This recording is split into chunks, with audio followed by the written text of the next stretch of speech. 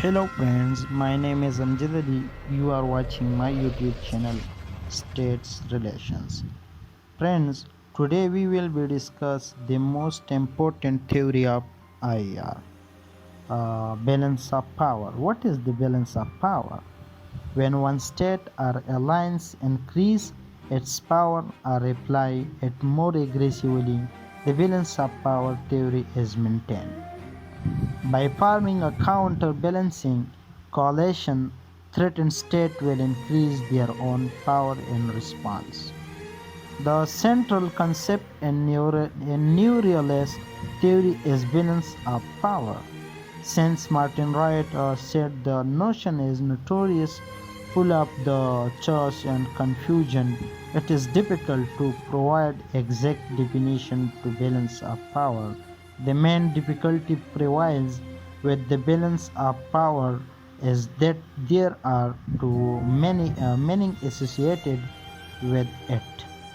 Nevertheless, the indispensable idea is very simple, but when the principle is applied to the international relations, the concept power means that with the help of shifting alliance and countervailing pressures, not a single power or mixture of power will be allowed to become strong enough to threaten the security of the rest of the world, according to Perkins and Farmers.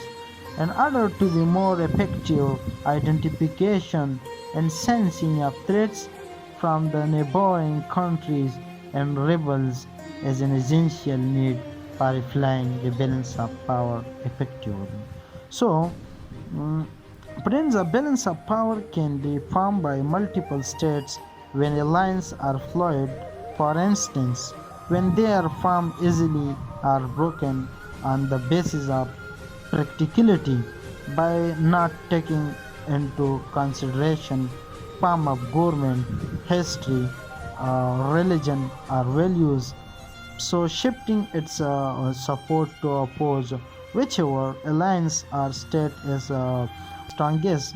A single state occasionally play the role of a balance in the 18th and 19th century, specifically in its relation with Germany, Russia, and France. This role was played by Britain and Europe by matching their increases in military capability to states can balance against each other. Both the United States and the Soviet Union expanded their nuclear arsenals to balance against each other in the Cold War. Complexity of measuring power is one weak point of the balance of power, from the size of its land, mass, level of technology, and population. The state's power ultimately drives its power. Nevertheless, this potential power translates into military capability in a plowed manner.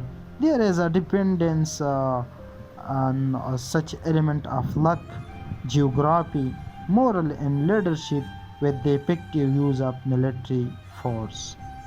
Throughout history and various regions of the world, there are found some historical examples of power balancing, for instance, through a constantly shifting network of alliance. So thanks for watching my videos.